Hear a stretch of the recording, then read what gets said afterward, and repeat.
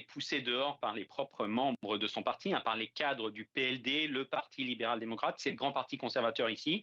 Et ils avaient perdu 2 fois les chambres du Parlement. D'abord au mois de septembre l'année dernière, la Chambre basse, et puis au mois de juillet, la Chambre haute. Et donc les cadres du parti ils voulaient que Shigeru Ishiba paye pour ses défaites. Ils estiment qu'il n'est plus à même de contrôler le parti. Et vous savez, au Japon, la personne qui contrôle le parti majoritaire est automatiquement Premier ministre. Et donc ce soir, Shigeru Ishiba jette l'éponge. Le parti veut se doter d'une nouvelle direction qui pourrait reconquérir le cœur de sa base électorale de droite, qui s'est un petit peu éparpillée lors des derniers scrutins, notamment sur un parti d'extrême droite, on en avait parlé, qui s'appelle le Sanseito, qui est très xénophobe, anti-immigré, qui en veut au pays de ne pas protéger, qui en veut aux autorités de ne pas protéger le Japon contre l'arrivée de travailleurs immigrés. Puis cet afflux massif de touristes, tous ces gens viennent parce que le yen a énormément baissé, il s'est écroulé face à l'euro, face au dollar, mais aussi face aux devises des pays voisins, et ça crée une énorme frustration dans la population qui voit son pouvoir d'achat baisser, qui voit les prix augmenter et qui voit les étrangers arriver et profiter d'un yen bon marché, d'un Japon bon marché. Et donc la droite maintenant va se diviser,